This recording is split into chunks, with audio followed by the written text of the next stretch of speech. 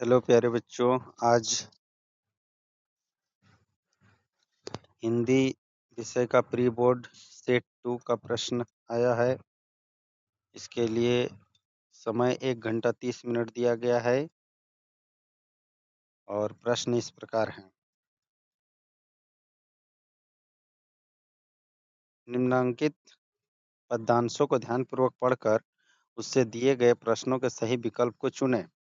लहरों से डरकर नौका पार नहीं होती, कोशिश करने वालों की हार नहीं होती। नन्ही चींटी जब दाना लेकर चलती है, चढ़ती दीवारों पर 100 बार फिसलती है। चढ़कर गिरना, गिरकर चढ़ना न खरता है, आखिर उसकी मेहनत बेकार नहीं होती। डुबकियां सिंधु में गोताखोर लगाता है। किस से डरकर नौका पार नहीं होती? नदी से डरकर, लहरों से डरकर, लोगों से डरकर, खुद से डरकर। प्रश्न 2, नन्ही चींटी दाना लेकर कहाँ चढ़ती है? दीवारों पर, पहाड़ों पर, छतों पर या कहीं नहीं?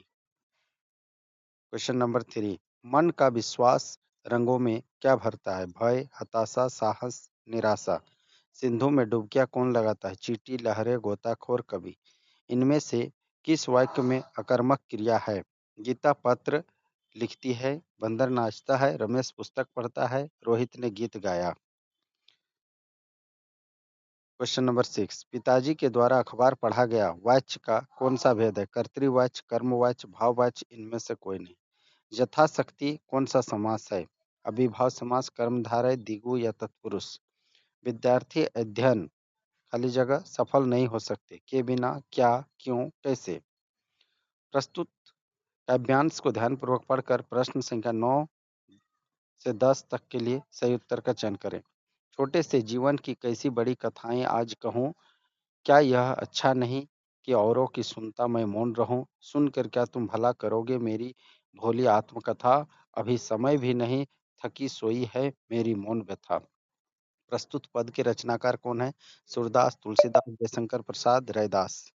कवि ने अपने जीवन को क्या माना है? लघुता का, सुखों से भरा, हंसी से भरा, छोटा सा। कवि आत्मकथ्य लिखने से बचना चाहता है क्योंकि उन्हें लगता है कि लोग उनका उपहास उड़ाएंगे, लोग उनसे प्रभावित होंगे, लोग उनके विचार विकार का आदर करेंगे, लोग उनसे प्रेम करेंगे। प्रश्न संख्या 12, किस घटना के आधार पर कहा जा सकता है कि बाल गोविंद भगत प्रचलित सामाजिक मान्यताओं को नहीं मानते थे? जवान बेटे की मृत्यु पर पद गा रहे थे, हर वर्ष गंगा स्नान के लिए जाते, अपनी खेती-बाड़ी स्वयं करते, बेटे का क्रिया कर्म बहू से करवाया। प्रश्न संख्या 13, गंतोक का क्या अर्थ है? घाटी, जंगल, पत्थर, पहाड़। प्रस्तुत गद्यांश को ध्यानपूर्वक पढ़कर प्रश्न संख्या 14 से 15 तक के लिए। बाल गोविंद भगत मझले कद के गोरे चिट्ठे आदमी थे, 60 के ऊपर के ही होंगे। बाल पक गए थे, लंबी दाढ़ी या जटा जुट तो नहीं रखते, किंतु हमेशा उनका चेहरा सफेद बालों से ही जगमग रहता। बाल गोविंद भगत का कद कैसा था? नाटा, लंबा, मझौला, छोटा। बाल गोविंद भगत की उम्र कितनी थी? 50 के पार, 60 के पार, 70 के पार या 40 के पार। प्रश्न संख्या 16 से 19 अति लघु उत्तरीय प्रश्न है। इनमें से किन्हीं 3 प्रश्नों के उत्तर दीजिए। गंतोक को मेहनत का बादशाहों का शहर क्यों कहा गया है? आत्मकथा सुनने के संदर्भ में अभी समय भी नहीं है, कवि ऐसा क्यों कहता है? भगत की पुत्रवधू उन्हें अकेले क्यों नहीं छोड़ना चाहती थी? छोटे से जीवन की बड़ी कथाएं के माध्यम से कवि क्या कहना चाहता है? खंड ग प्रश्न संख्या 20 से 23 लघुत्तरीय प्रश्न है। इनमें से किन्हीं 3 प्रश्नों के उत्तर दीजिए। प्रश्न प्रत्येक प्रश्न का मान 3 अंक निर्धारित है। कवि आत्मकथा लिखने से क्यों बचना चाहता है? भगत ने अपने बेटे की मृत्यु पर अपनी भावनाएं किस तरह व्यक्त की? जितेन नार्गे की गाइड की भूमिका के बारे में विचार करते हुए लिखिए कि एक कुशल गाइड में क्या गुण होते हैं?